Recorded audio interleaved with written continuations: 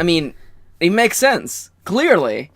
The only way to level up this reaction series is by waiting precisely 3 weeks to react to these episodes. I mean, it might have been. Actually, it might be. Shit. Did we just start? Yep. Hey there, everybody. We're Dango Duo. And welcome to the SUFFERCAST. Lightning bolt. Mm-hmm. Hey there. Welcome back to our irregular or bi-weekly sometimes whenever there's no renovation in the house. Yeah. Podcast Dango Duo, youtube.com/Dango Duo SUFFERCAST, where we react to the awful storytelling in American shows. In this case, shows. American Horror Story. Yep. Not to be confused with American McGee's Horror Story. American McGee was a video game developer who produced a bunch of games. Yeah. It was the Alice series. Alice in Wonder. Yeah. That was a weird game. Did you know that's actually a Quake mod? The first one is a Quake mod. I have the special collector's edition, not because I cared about it, but because I found it at a flea market once. For real cheap? And it was real cheap, and I'm like, okay, I'll take it. American McGee's Alice. No relation to Dango McGee. No. Maybe. Hey there, if you're new to our stuffs, and if you're like, yo, I love American Horror Story, you should probably stop. Yeah. But secondly, if you want to hear us ramble about American Horror Story and, like, analyze bit by bit, we have notes of how bad the storytelling is. You may want to start at episode 1. We're starting with season 2. Yep. We also do our coverage of season 1, and we also have episode 3, which is all about the Death Note Netflix movie. Yep. That was fun. That was... I mean, fun is a way of describing it. Yeah. Looking at the man in the mirror. Oh!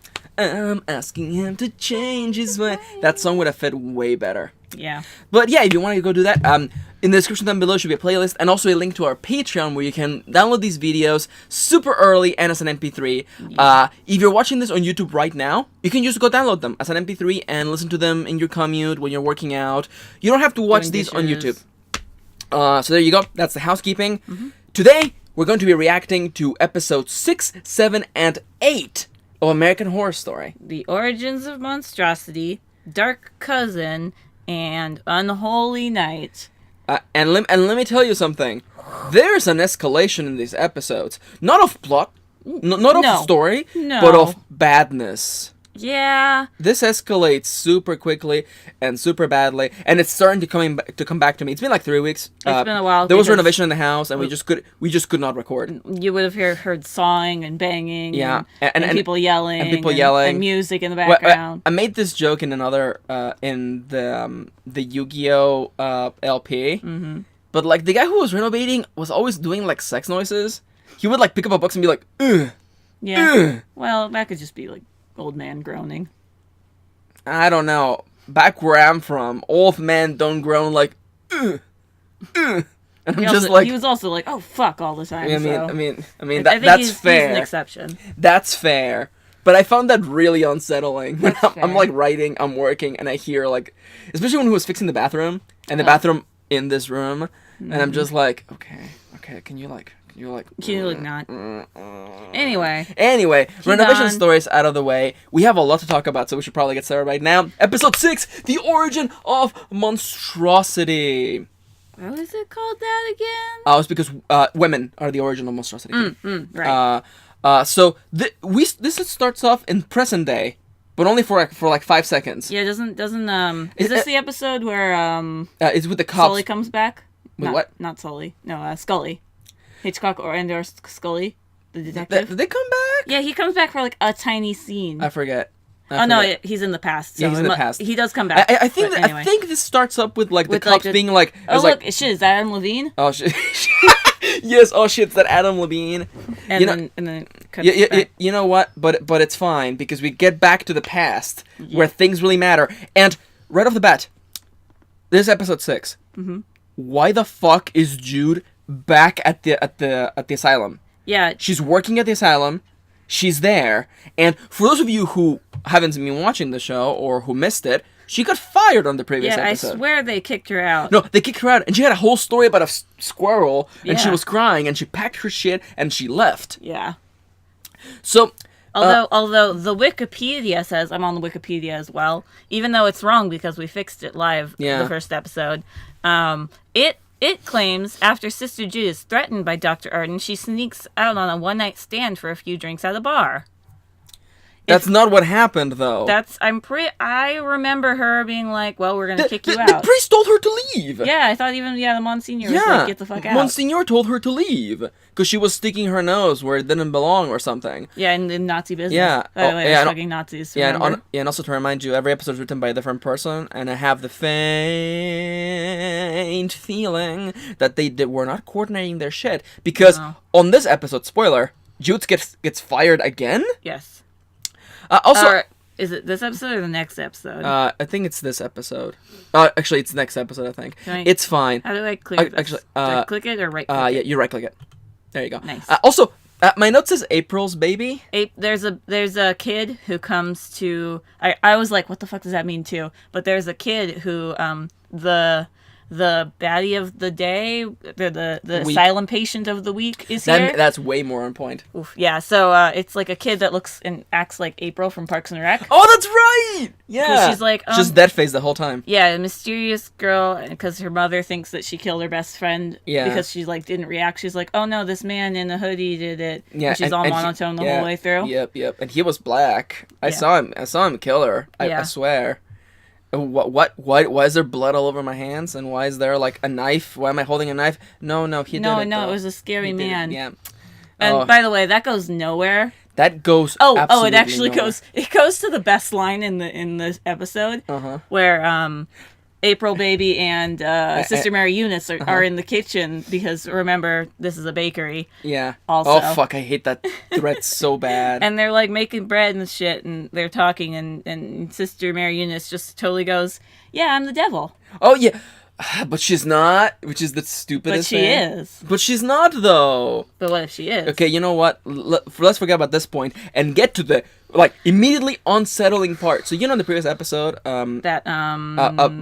excuse me, it's Bloody Face. Bloody Face was revealed to be Dr. Thredson, and Lana is now in his capacity? No. Yeah.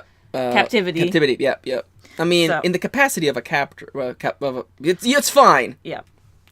And wait, do we have the weird mommy shit in the previous? No, this is this episode. This is I mean, look at this. Yeah. So Dr. Thredson reveals his tragic backstory that made him bloody face murder fuckface. And I love how replaceable this is. This feels like the backwards writing of okay. So, we didn't know who was Bloody Face, so we just made him Bloody Face. Yeah. And then we're like, oh, fuck, why is he Bloody Face? Oh, it's because... his mom... His mom abandoned him. At an orphanage. Yeah, at the foster homes, he never had human touch. Yeah. So now he rips the skin off of women. And feels it, because that makes him feel alive. Also, here's the perfect mommy snack. It was like toast or some shit. It was like fucking... PB&J. Porridge. And it's like, here's the perfect mummy snack. And I'm like, wow. Also, by the way, remember, it's all women's fault. Oops, there we go. All the bad things in the show are women's fault. It's because his mommy didn't love him and nobody loved him. And because she abandoned him. She abandoned him. Wow, so can you believe... why he became bloody Women are so shallow. They abandon their children all the time. And Ryan Murphy and his writing team are just like, women are the worst. Yep. Man, hate. It must be great to get paid to express your hatred for women. It's fine. Moffat. Oof. Isn't he still working? He's still working on Sherlock. I think they finally canned him from fucking Doctor Who. Oh, oof, that's good. Because, because, the female Doctor, oof. Are we going to react to that? We'll see. That might not be a bad idea. I don't gotta get you caught up. No, it's great because it means I don't have to catch up with any of the other, because every arc of Doctor Who is usually... It's supposed to be a standalone. Oh, is the punchline that you don't say anything here? Is the punchline that I'm supposed to assume that... It's supposed to be standalone, but 11 kind of bleeds into 12 to start 12 off.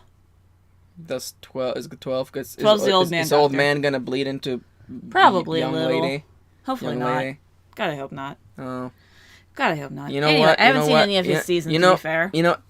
but this feels like Doctor Who. I'm already disappointed. Yeah. And it hasn't even started. That's why we'll just watch the first season of New Who. Yeah, you know, it's the best season. Ninth Doctor. Ninth Doctor is best Doctor. I actually really like. I like David Tennant, but there's something about what's his name. Christopher Eccleston. He's so good. No. He's so good because you see him playing a good guy. Yeah. See, he has that thing where he's British, so he's always casted as a bad guy. Yeah, he's in G.I. Joe as a bad guy. And he's also in the second Thor movie. Yeah, as a bad and he was also the bad guy in Gone in 60 Seconds, which I've seen like 1,000 times with Nicolas Cage stealing cars. Nice. And he plays an evil carpenter. Of course. It's great because at the end of the movie, he's like, I hate you, Nicolas Cage. And let me show you how much I hate you. I've prepared a fantastic casket that I built for you. Nice. Yeah, it's pretty good. It's pretty stupid. That's pretty also, good. Is this the movie with Angelina Jolie with white dreads? Ugh. I think this is the movie that has Angelina Jolie with white dreads. That's possible, I suppose. It's fine. Am I thinking of another movie? It's knows? okay.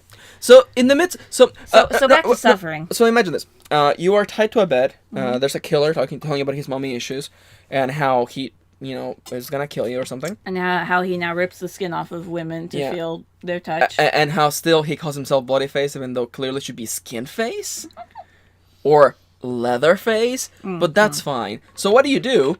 You tell him whatever crazy ass bullshit he wants to hear. No, he says it first, and then she agrees. Yeah. He says, "But you're different. I think you're the one." I think you're the one. And You're like, my mommy. And she's like, excuse me. And she's like, yeah, honey. And then he's like, well, I'm gonna have to fucking kill you, and then if you're not that, you're not my mommy. You know what? Yeah, sure, son. Yeah. And then he like sucks her tit. Yep. Oh, don't worry. They fuck later. Yeah, it's fine. Fucking horrible. Pun not intended because it's actually like horrible. Yeah. So it's great because after this wonderful, touching scene, very well written, we go back to what the fuck is Jude doing at the fucking asylum? I don't. Oh, because April baby comes in. Jude's like, this isn't a kids ward. I don't have a kids ward. Go away. And so the mom just leaves her there.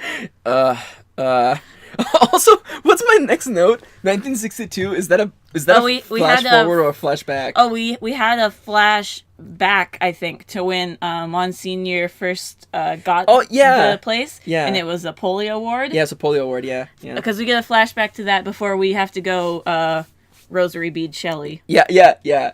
So sister. Wait. Who beat? It's Monsignor. Oh yeah, that's right. Yeah. Yeah. Oh yeah. Because oh fuck, you're so right. You remembered. Yeah. Yeah. Because they remember that plot thread of the zombie Shelley. Shelley, who was a zombie. Mm-hmm. So the hospital found her and was like, "What the fuck happened?" Yeah. And then the Monsignor is like, "Oh fuck, it's truly unholy. Time to choke a bitch." Yeah. Well. At first, no. Like he has a moment of realization that he's like, wait a minute, this looks familiar, and then that's when we flash back to 62, because he's like, wait, I know who did this to you, so he kills her to get rid of the evidence, and then goes back to Dr. Arden, who's like, yeah, no, I'm, is this where he reveals that he's making... It's later on, it's in a bit. Okay. Anyway, when with Shelley, she's tied up in the bed, and the Monsignor is like, pulls out rosary beads, and just chokes her. He uses the beads to choke her. Monsignor used rosary beads. It's super effective. Shelley dies.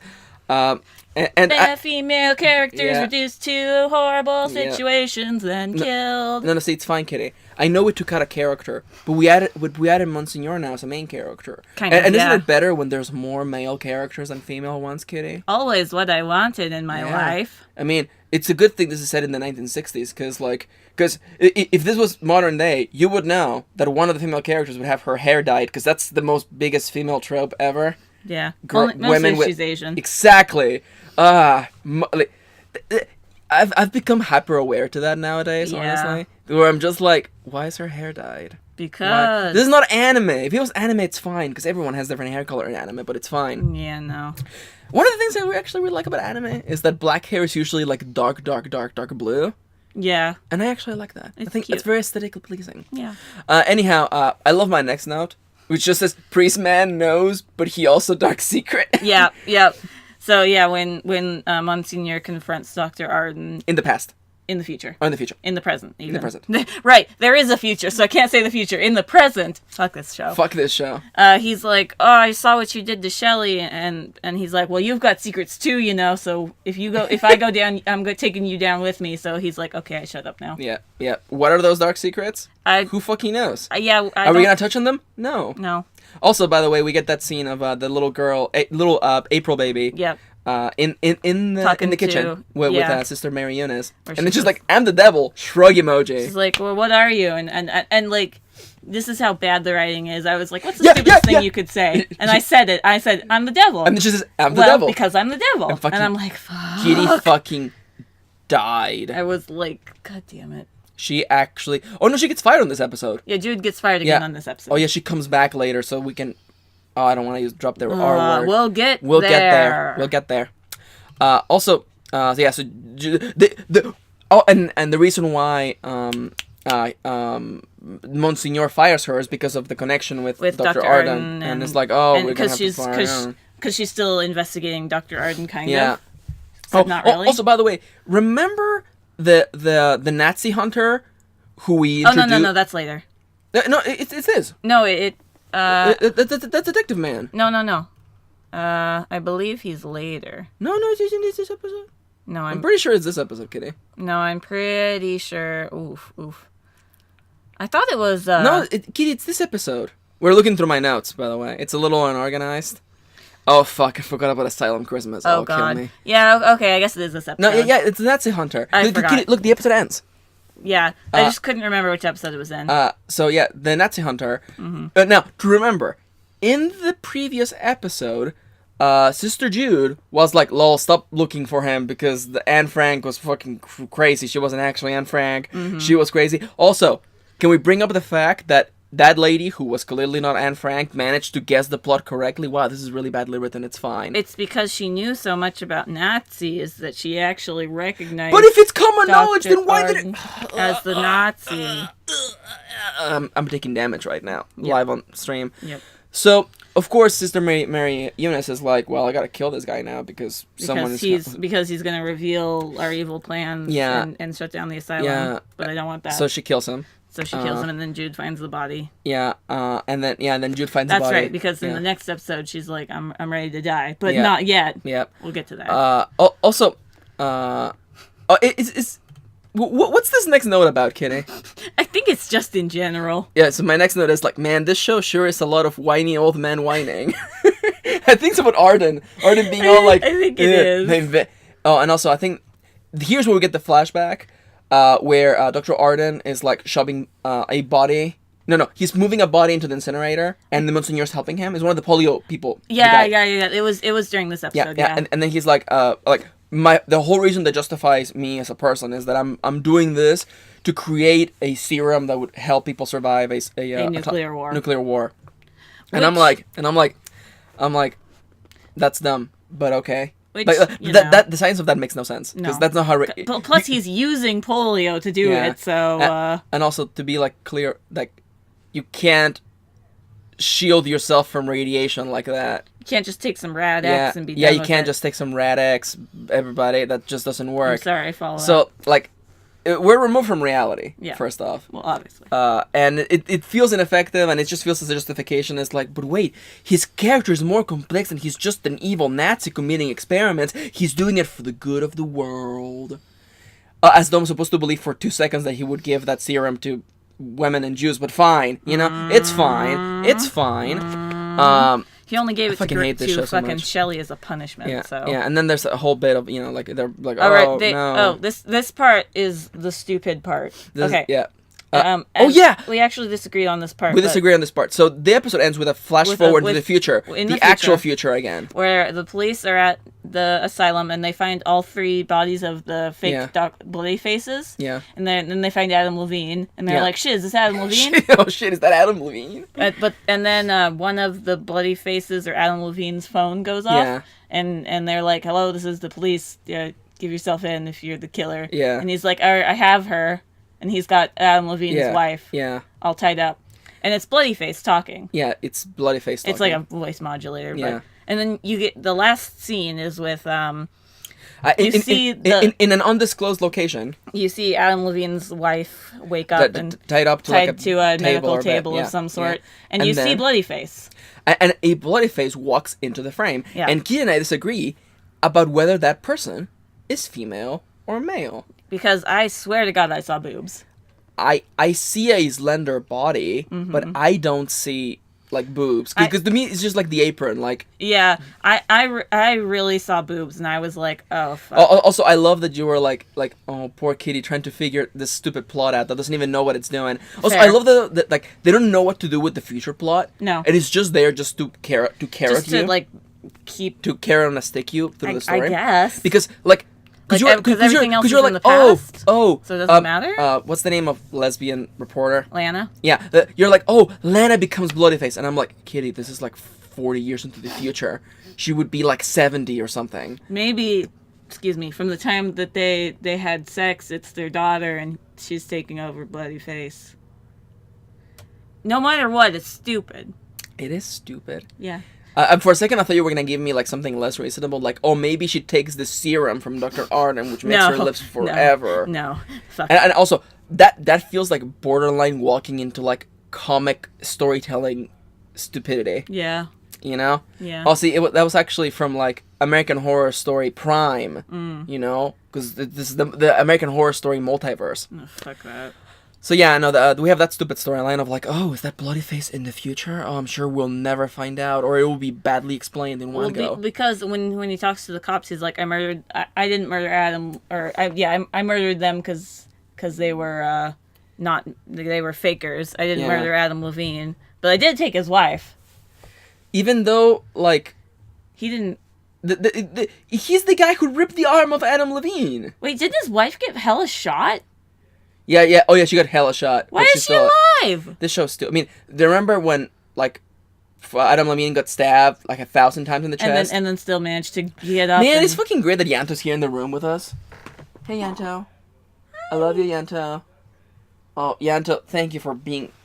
Soft. Yanto, he's soft, and he's warm, and he's grounding me, reminding me that life is not all about this stupid show. We can get this episode over. What's the origin of monstrosity? Apparently women, according to Ryan Murphy and his writing team. Yeah.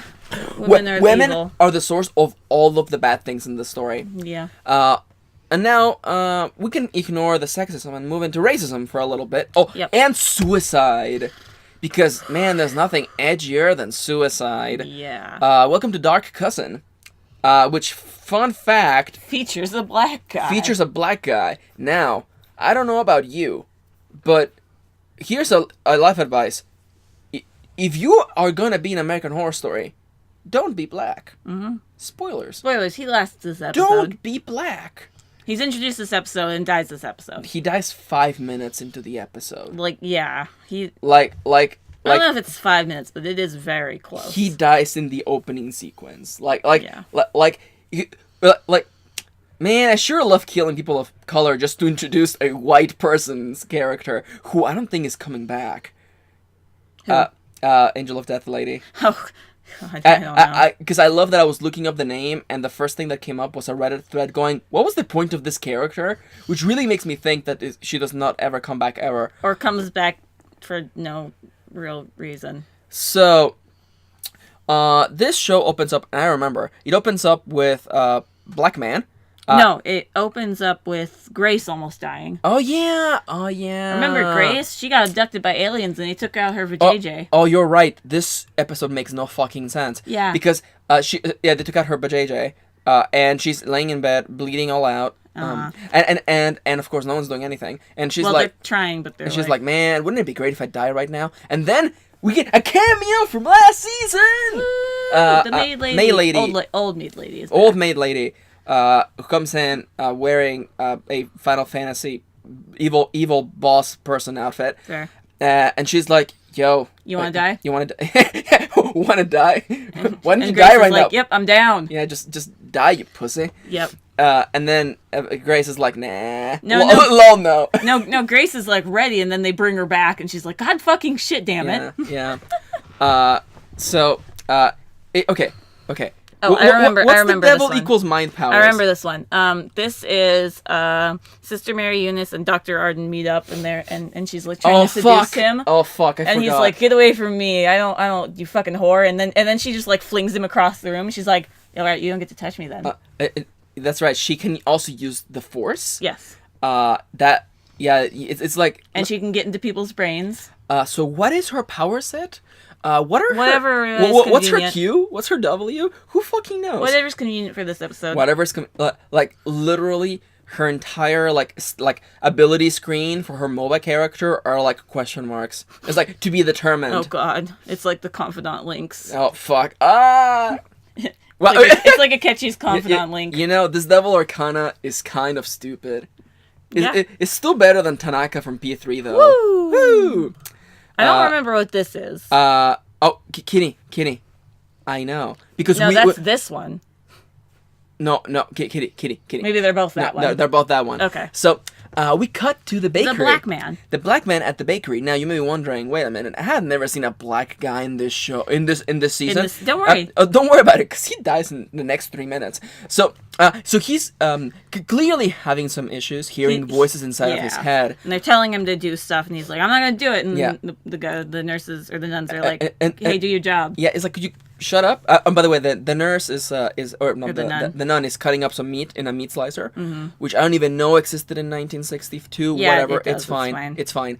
All the while, the black man is making sandwiches, which is weird. Strange. Because is that for sale? Is that for the inmates? Or is that for the inmates?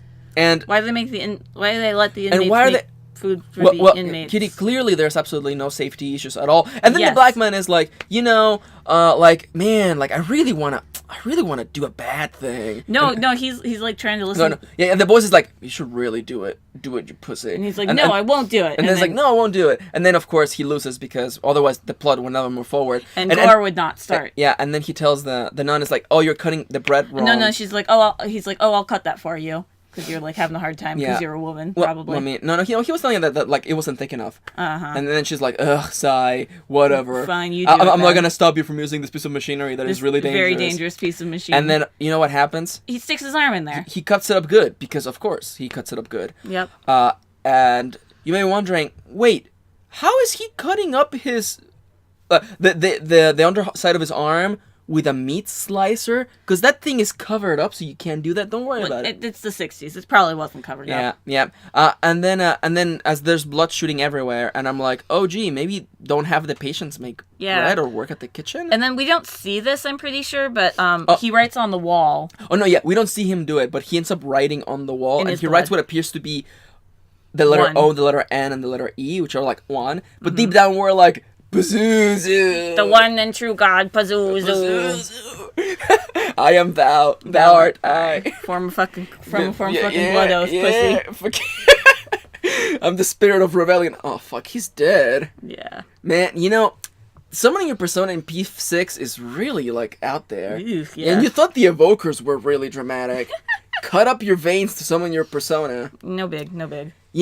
Okay, we joke. I think that someone could actually write that and have it be like actually meaningful and talk about like the idea of self-harm and like the balance between and a person that like working through these issues, but it's not gonna happen. But someone could make that work. I'm saying that facetiously. I'm saying like cut up your veins to summon your persona, but I'm like someone could make that work. Yeah, someone could make that work. Yeah. Not me. No, but someone could do it. It's an interesting idea, but yeah, someone pursue. Okay, so here's where the timeline gets fucked the fuck up. Yeah, because apparently... Because this is meant to imply that he is the one that summoned the Angel of Death. Yeah, because as he's dying, the Angel of Death comes... and she's like, oh, thank you for summoning me. Oh man, I had to take like 3 transfers to get here. Yeah. Thank you so much for giving me a ride. Yeah. And... Except that she has... already been in this episode. Yeah. She was doing the thing with Grace 2 minutes ago. That was meant to be happening later. But then why didn't you start with this guy dying and say, oh, thank you for summoning me, and then cut to Grace? Shrug emoji. Yeah, basically. Also, her name is Shahath. Shahath. Oops. My name's Shahath. And when you Google Shahath, that's American Horror Stories. The missing it's made up. And the first result is a Reddit thread being like, so what was the point of this character? Woof. So I hope that you enjoyed all of that gore and the one person of color in this show get mutilated and dying. Axed. We're never gonna see him ever again because he's fucking dead. He dead. So let's gross the rest of you out. Yeah. Let's by showing Thretson raping Lana. Oh yeah, with all the context of the mummy thing, yeah. Yeah. Yeah. Oh yeah. Yeah. Yeah. Yeah.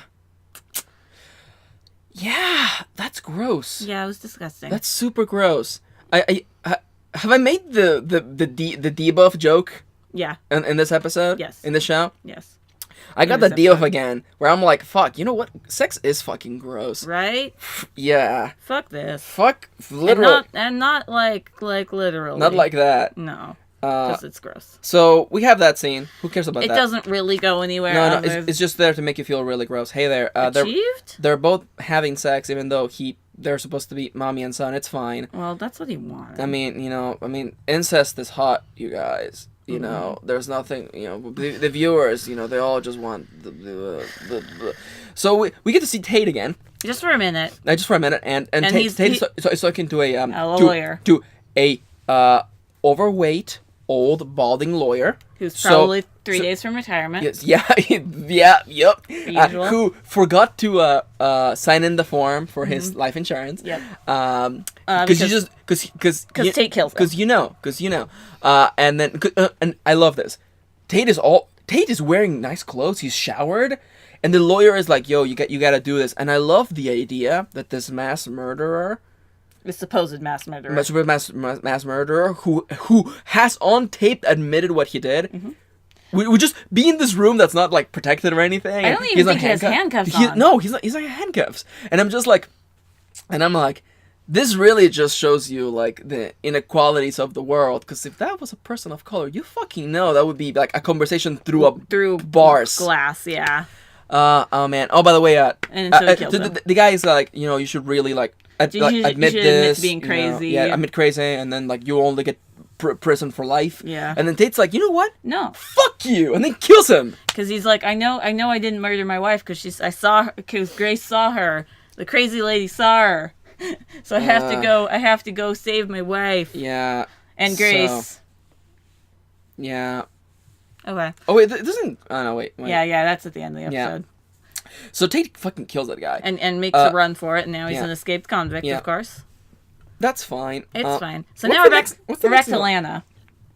And Lana is post-rape. Yeah, she's laying on that metal tent. Because, of course, it's fucking awful. She's gay. Yeah. And also, I mean, yes. Yeah. And also, like, there's a mass murder, and, like, there's no way out of that. Except the angel of death comes. Yeah, and then is like, you want to die? You want to commit suicide? It's super okay. It's cool. You want to die? And she's like, not yet, I guess. And then the angel is like, lol, your funeral. Right. I'll be back. Just give me a call. And this brings us to the best line in the entire Oh, we don't have the full line on here. No. It's on your Twitter. It's okay. Do you remember it? I should totally pull it off from my Twitter. Mm-hmm. So why don't you just set the stage, Kitty, while I find it? So, Bloody Fuckface comes downstairs. That's his name now. That's so good. That's so good. And he's like, this isn't working, Like, I really wanted to be, like, for you to be my mommy. And, it's just, we're not, like, vibing, you and I.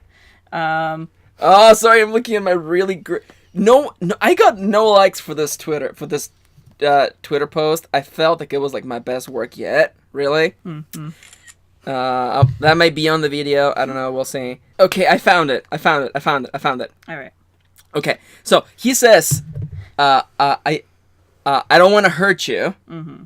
Oh no, okay. Okay. Sorry, I had to look for it. Mm-hmm.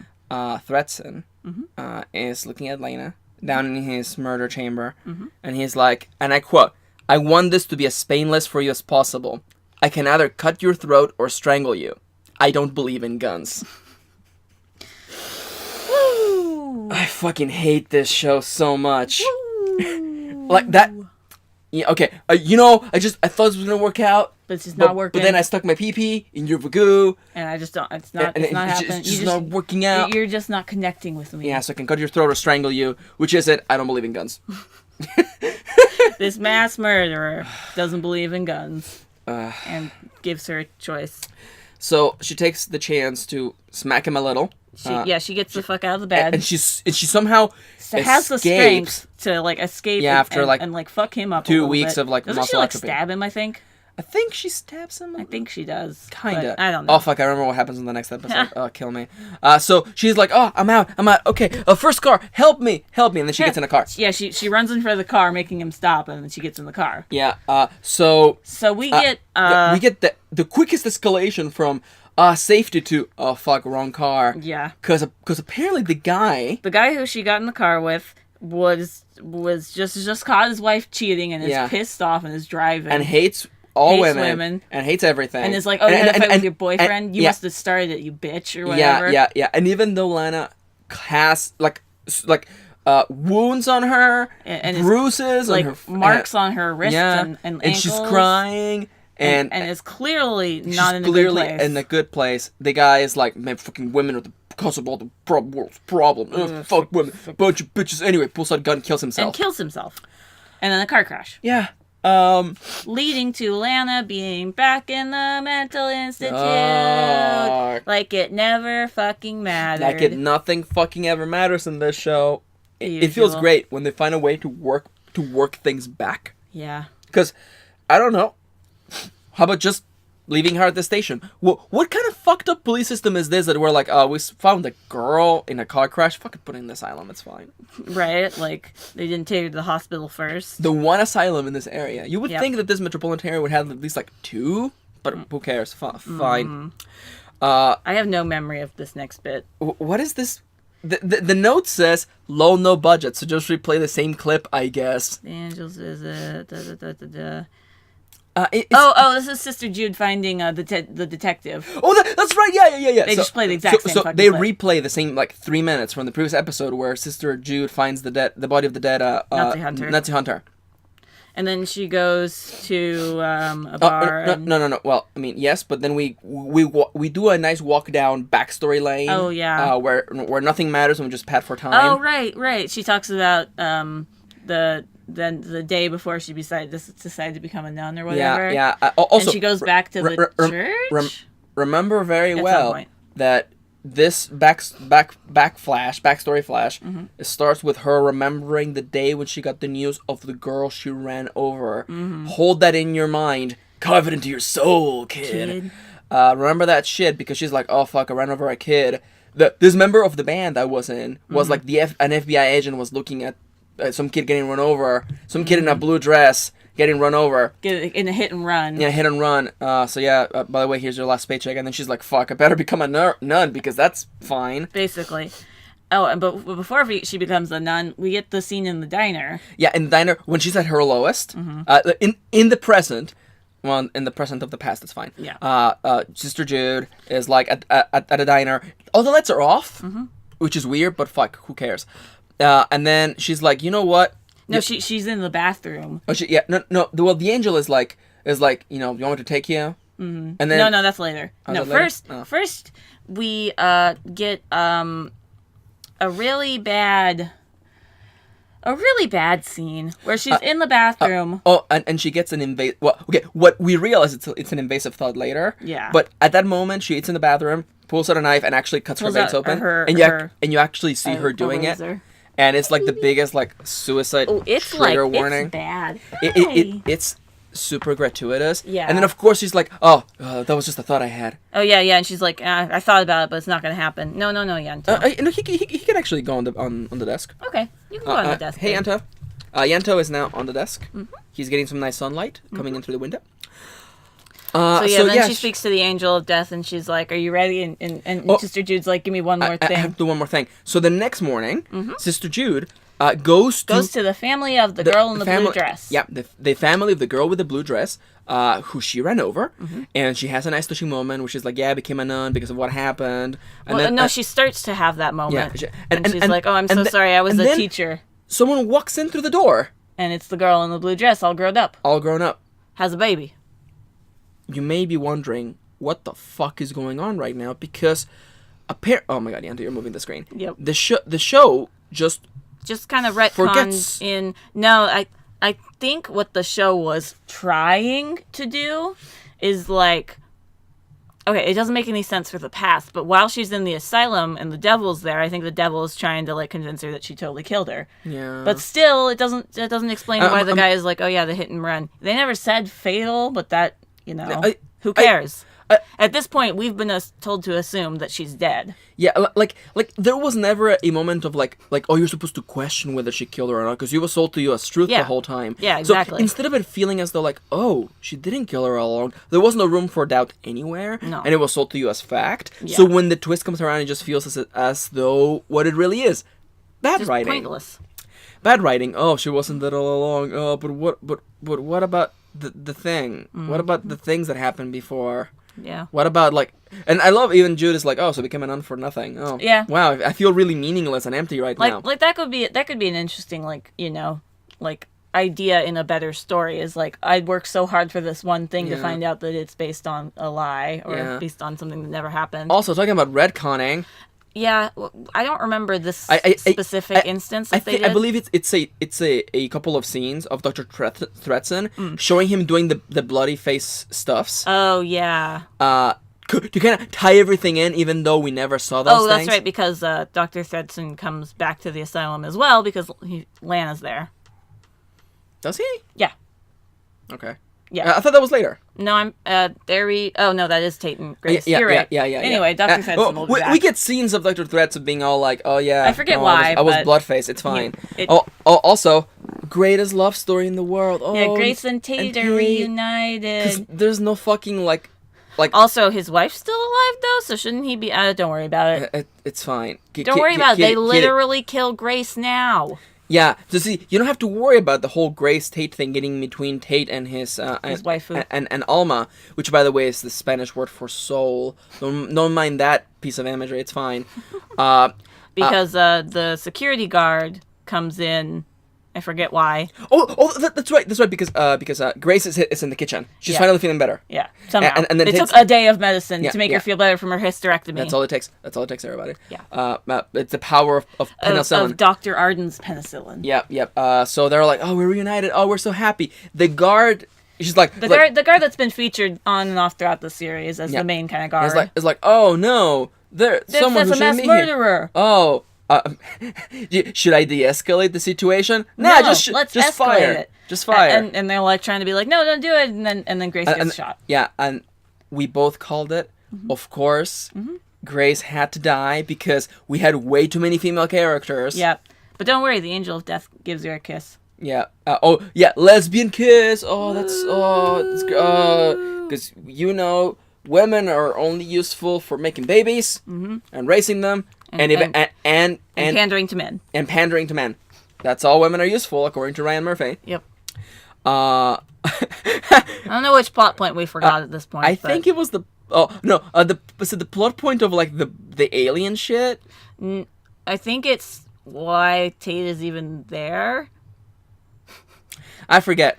You know what? That was our cousin. That's fine. Let's move over to the best episode in the entire set that we watched. And by that we mean literally the worst. Okay, real talk. So, we've watched 8 episodes, and then there's a whole first season. Yeah. And this is the very first one.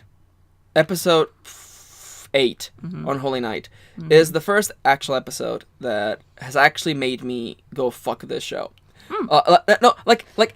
Actually, this show is garbage. It was garbage all along. Yeah. But I was watching it because we were enjoying making fun of it. This is the first one that, like, if I had been watching on my own, I would have not only stopped, I would have been actively pissed at how badly written and how much of a male rape power trip this episode is. Yeah. No, I would not have been comfortable watching this on my own. Yeah, no, this is... I wouldn't have gotten through this. And let me tell you something. I wouldn't have gotten through most of the season on my own. The reason why this episode is fucked up is because you can feel that this is someone's fucking fantasy taking form. Someone's gross fantasy. I didn't want to see your gross fantasy, Ryan Murphy. Oh, wait, who wrote this episode, actually? James Wong. No, that's the producer. Oh, Michael Lemon. Lemon. Michael Lemon. Your dirty ass fantasies are on display right now, and they're fucking Santa gross. fantasies. They're fucking. I don't even think the Santa thing is part of it. But I think the Santa thing is part of it. But it's the whole like. Because he's raping kids. Yeah. Oh, that's. Forget. Don't forget about that. All right. So. Christmas episode. Are you ready for a Christmas episode? Remember last season's Christmas episode where it was just Ghost Christmas? Oh, don't worry. This one's 10 million times worse. You know, this episode makes Ghost Christmas look really good. Yeah, they were all happy at least in Ghost Christmas. And at least in Ghost Christmas, the season ends and then the pain's over. Yeah, don't worry. We got more. And catharsis can take place. Can take place. So we begin the episode with the Asylum patient of the week. A flashback. Yep. Of how their life was like before. Particular asylum patient got in the thing. And by the way, that's a really famous actor. Oh, fuck. He's also a really good actor. He you will recognize him. People would recognize him. Yeah. By the way, Yento's all sprawl over the desk.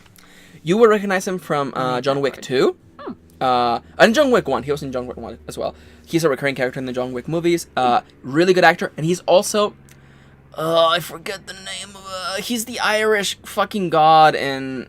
Ian McShane. He's also the Irish god in American Gods, I think. Oh well, then I gotta go down to television. Yeah. American Gods, He's Mr. Wednesday. He is very good. He's really good at doing the whole like I'm an old white guy. Am I good? Am I bad? Who knows? I feel like he could play the devil in anything. Mm-hmm. I'm just looking. He's in the upcoming Hellboy. Yeah. I forgot there was an upcoming Hellboy. Yeah. What else has he done?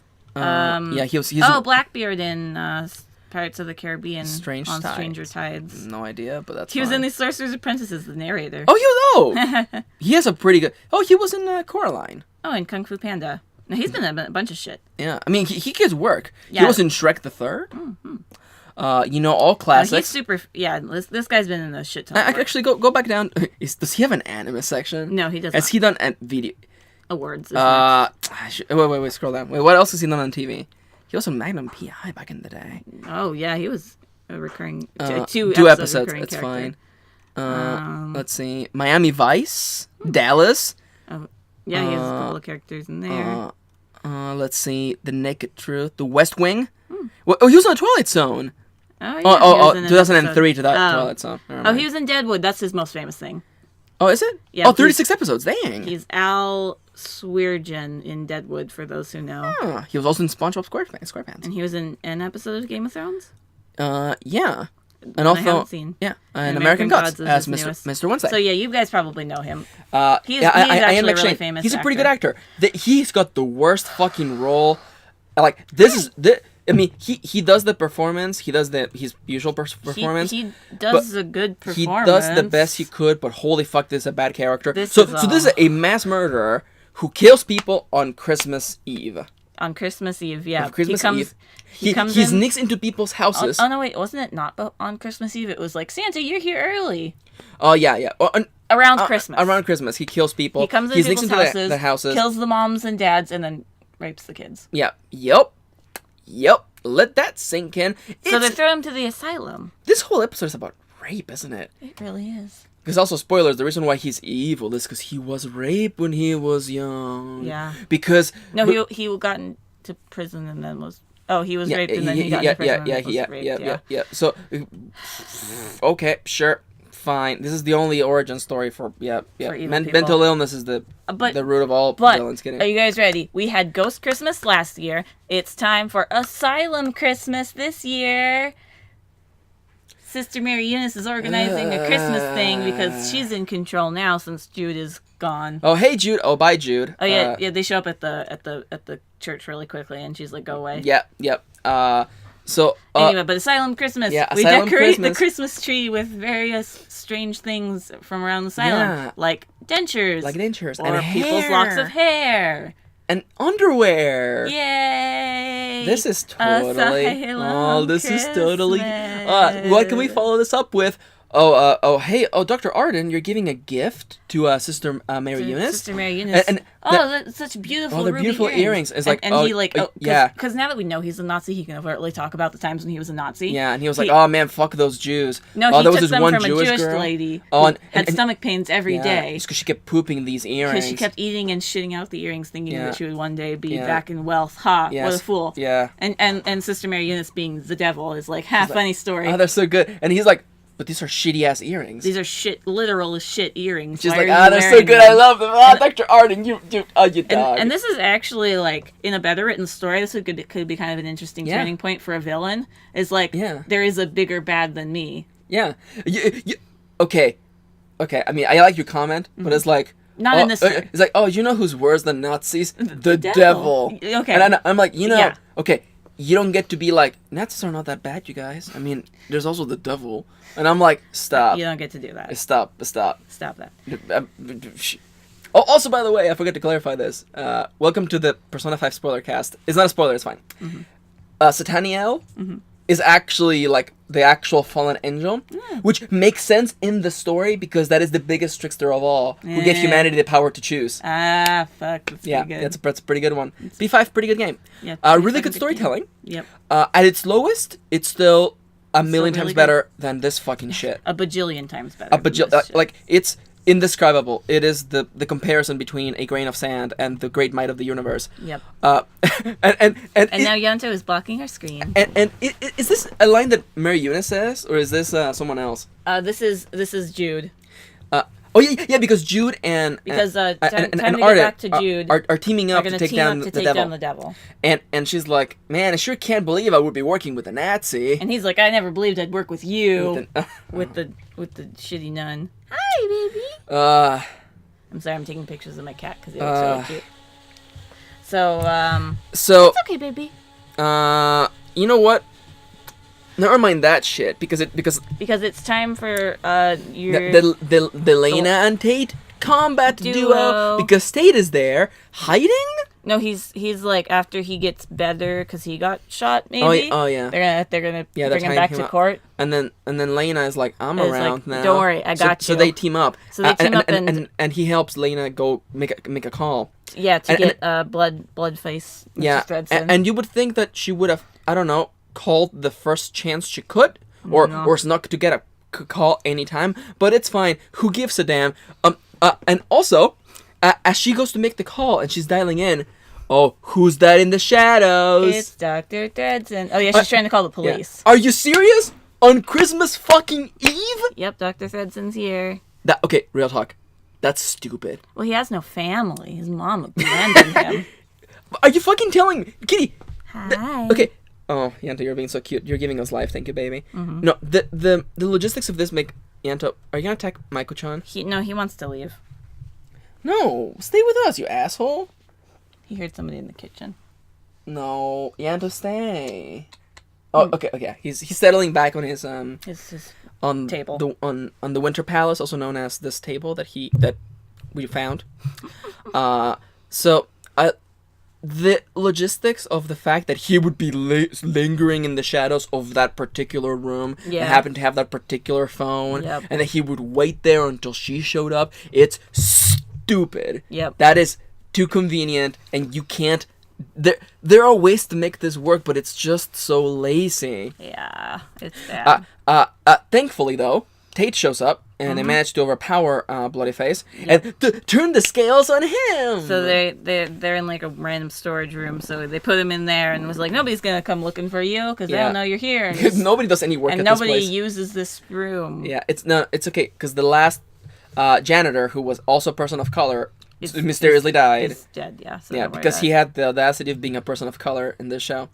I guess we tie him up later because we gotta leave the suspense going. But anyway, he gets tied up and Thredson's like, well, maybe I love you before he gets tied up. And then we're like, we got him, boys. Okay, now we can talk about the worst part of the show.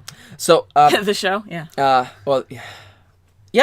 worst part so far. Yeah, this may be the anchor by which later on we judge the rest of the show. I've been very uncomfortable throughout this season, to be fair. That's super fair.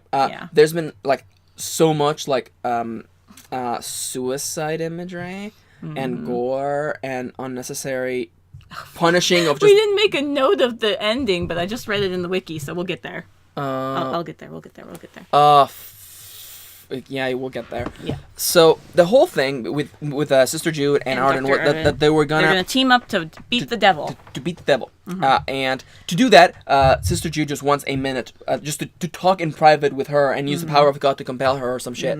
And of course, so Dr. Fredson. Dr. Makes that Arden. Dr. Arden, excuse me. Arden is like, oh yeah, you go meet her up in that room and everything. I got it all together. And I got it. And I'll lock it behind you. And then she goes up there, right?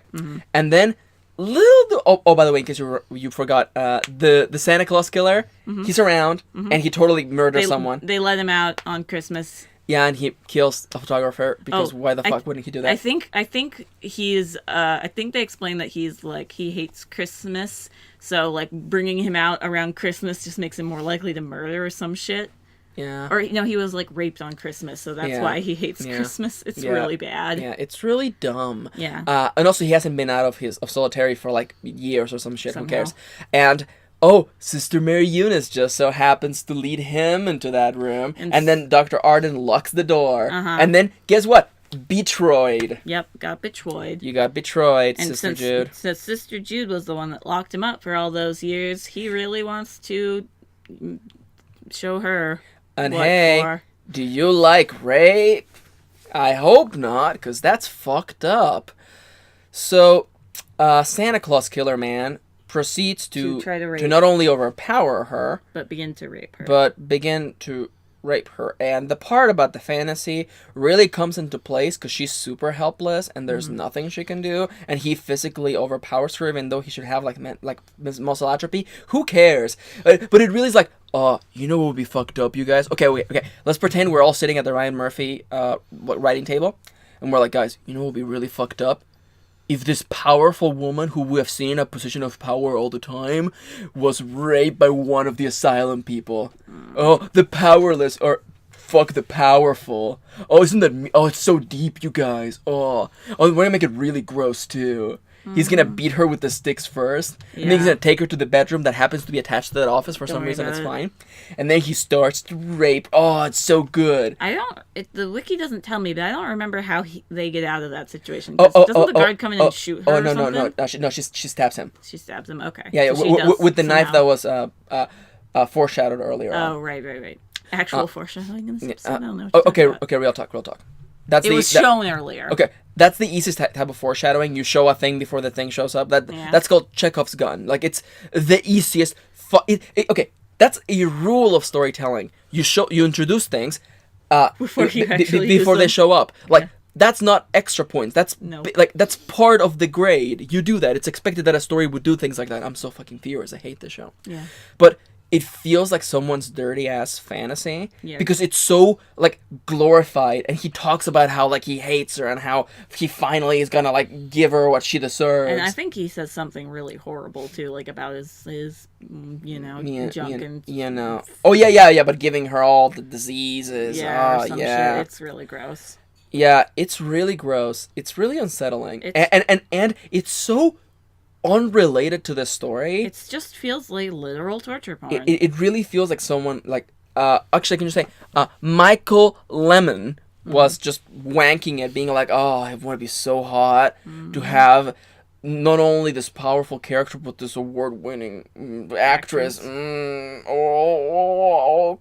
really always had a crush. Oh, and it's a nun too. Oh, they're not supposed to have the sex. Oh, my 14-year-old self would have been so proud. You can't see this, but I'm moving Kitty's hand in the act of wanking.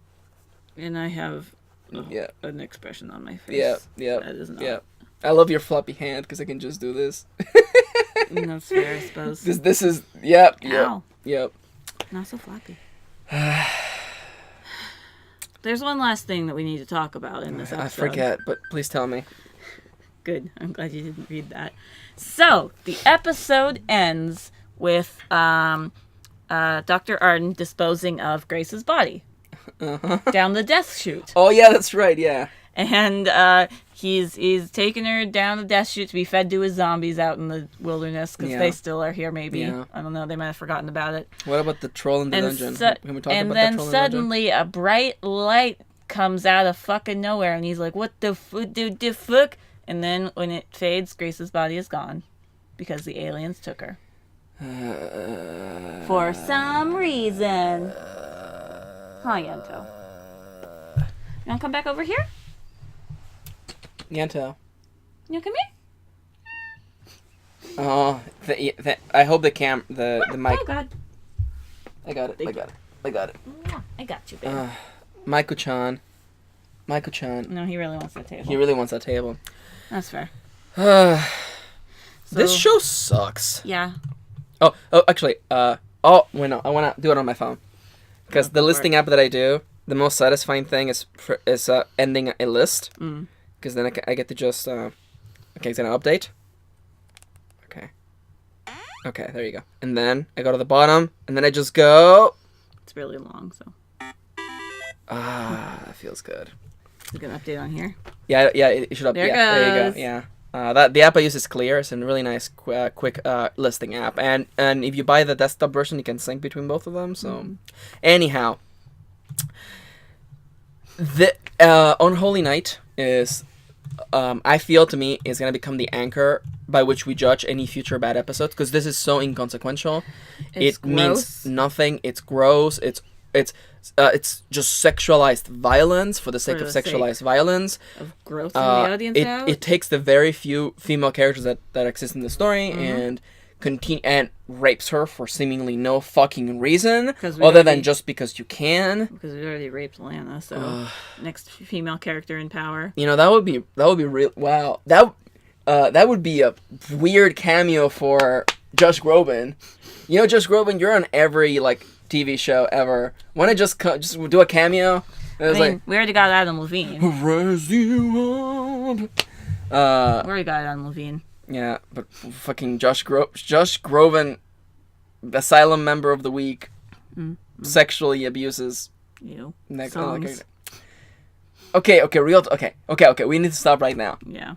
Josh Groban is actually a pretty good singer. We can't take that away from him. His voice is the voice of angels, and that's fine. Yeah. And my mom loves Josh Groban. She has 3 CDs in her car. God. And 2 of them are Christmas CDs. Yanto's stop. Hi. Yanto's I can't stand Josh Groban in Christmas music. It's only October. That's fair. It's not even October. I mean, it will be by the time this goes up. Yeah. So you could say this was a Halloween episode. It's supposed to be a Christmas episode. I fucking hate this show. Yeah. I hate this show so much, Kitty. Yeah. Talk to me, Kitty. Yeah, this show's awful. Can't wait to watch more. How much do we have left? I believe it goes up to 13 this time. Oh. 13. Oh yeah, so we're gonna do 2 more episodes. And then 3 episodes to wrap it up. Yeah. Or we could do 3 and then 2. Don't look at anything, Kitty. Don't look at anything. I've only been looking at the titles.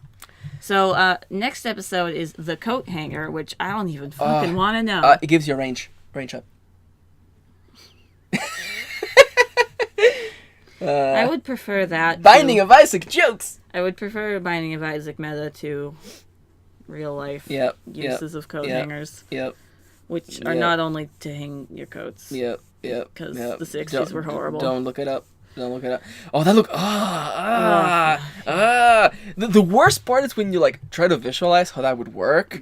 Don't.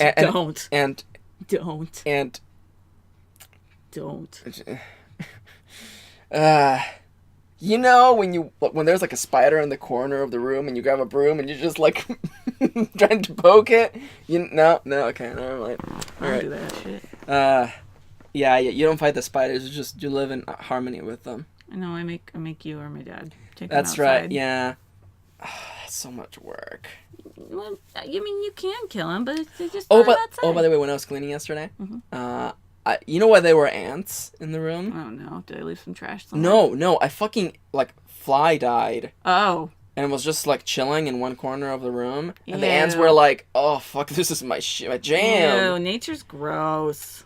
Yeah, I for one am against it. Yeah. I think we should just bomb nature, just bomb it all out. We should really do the P5 spoiler cast. Yeah. once we do New Game Plus, because we're almost wrapped up. Yeah, we're good. Oh man, I grinded so much money. You grounded. I grounded so much money yesterday. I know you have a blister on your finger. Oh, from too I much actually have a grinding. blister on my finger from trying to get luck up on fucking Shikioji. Goddamn Shikioji. I got to like up to like 55. Nice.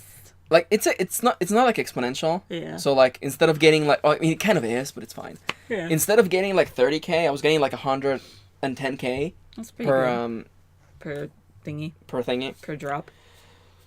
I could have gone endless, but I was like, fuck it. Yeah, nah. And I think 6 billion yen or 6 million yen Yeah, that's is good enough. That'll be enough to New summon our Game Plus. personas and Yeah, to summon Sataniel and to finish the companion, which we can literally do like. We could do it right now on live on the stream. we could. We won't. We won't. Got Satania. Sataniel. He's spoiler. With my stupidly long revolver. He's It's a like, spoiler. the Grim Reaper's got nothing on this revolver. Revolver Ocelot. Revolver. I was explaining the Metal Gear story to you. Like, who the fuck? It's great because for you to remember, you have to do like hand motions. So for Revolver Ocelot, you do like revolver spinning with your hands. I do revolver spinning and then cut off the hand. Yeah, cover the hand. Yeah, and for Big Boss, you cover one eye. Yep, that's Big Boss. Yeah, and for Boss, you do like a snake around your chest. Yep. Because she has a scar. Mm-hmm. And then for Venom Snake. No, wait. No, No, for Venom, you do a horn on your head. Yeah. And then for Liquid, you do like Liquidy. liquidy shoulder movement. Solid is... For Solid, you do like hands next to your face to imply that Like you a are solid. square. And for Solid, you do both. Yep. What's your hand gesture for Otacon? Is it like it's like fixing glasses? Yeah. Well, I remember him because he's older Yuri Lowenthal. I wish you weren't so right, because that implies that Yusuke could grow up to look like that. P4 Yusuke. Oh shit, he totally did. Oh fuck, he He totally did. Look up Metal Gear Solid 4 Otacon and then Persona 3 Yusuke. No, 4. 4 Yusuke. That is Yusuke. Yeah, Yusuke. Yeah. And then you're like, oh dang, that's what he grows up to look like. Pretty much, yeah. That tier. Yeah. Oh, okay. Before we wrap up, Persona cast. Who becomes the biggest dad? And we're not talking like uncool dad. Like imagine like Ryoji, like with like beer belly. Oh god. Beer belly. No. But like balding a little. Oh no. Same posture as always. Oh, you know, okay. Baggy khakis and a polo shirt. Oh god. Yeah. It's your boy. Kitty loves Ryoji. He's my boy. He's your problematic son. He's... But what about our problematic son, Akechi's? It's your boy, Akechi. Oh man, I sure love pancakes. Hey there, everybody. We're Dango Duo. Thank you. But what about best boy Morgana? Okay. P5, best boy, Morgana. Yep. Morgana's best boy. Yeah, no questions. And if you want to fight us, we'll fucking fight you. I mean, he's not Meet us around the dark alley. The dark hour. He's not always written the best. Like, his crush on Anne's a little kind of out of fucking nowhere. It really is out of fucking nowhere. And other spoiler, than that, goes nowhere. Yeah. Other than that, he is, like, best boy. 100%, million percent best boy. Morgana's writing and escalation go super well. I heard someone complaining about Morgana halfway through the story when that thing happens between Morgana and Ryoji. Yeah. And they were like, wow, Morgana, way to be petty. And I'm like, no, Ryuji is the one who fucked up. Shut the fuck up right now. Ryuji fucked up. Yeah. Ryuji fucked up. Morgana did nothing wrong. Mm-hmm. And I'm like when I was listening to that person talk, I'm like, I had never had enough fuel to just get in this metaphorical car and drive away from you and your life. Yep. Because holy crap, I don't need people like you in my life. Fair. Hi, Yanto. We're so angry. Is Morgana best boy? Morgana's best boy. Yeah. Morgana is the best fucking... You cried. I did cry, You actually. cried. You almost cried about the other boy. Yeah. The other boy. But you definitely cried over Morgana. Hey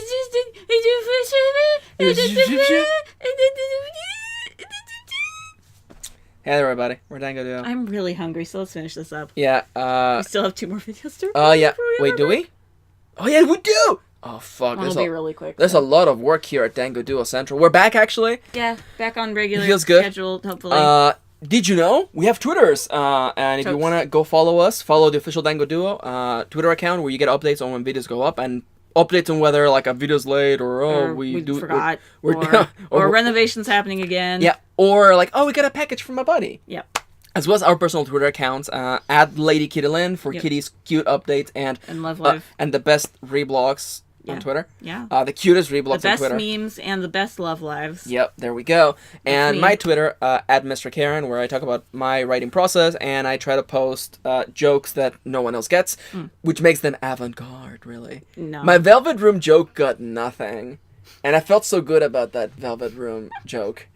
Because that song has like 5 names. That's fair. Yeah, it's fine. You know, I posted that the day before the new word count update. Oh, for some people, and I could have really used those words.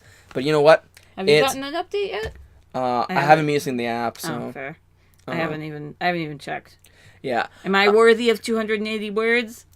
Characters. Characters. I mean, 280 words is basically what Japan gets. Yeah. Japan literally Japan's psyched. Yo, I'm still 140. Yo, like, let me tell you, like 280 characters in kanji is a novel. That's because you can write a novel in Japanese. That's a page. Oh, that's a page of writing. Yeah, basically. Like I've already seen people's like Japanese posts are about as long as now the English posts are with 280. It's great. It's silly. Japan is psyched. Also, did you know we have an Amazon wish list? Yeah. In the description down below, you can check it out. And I don't know, if you're feeling generous and you're like, yo, I want you guys to extra money. to unbox this thing or open up some this anime. Overwatch loot boxes or scout some girls or do a one shot or a mini series on this game.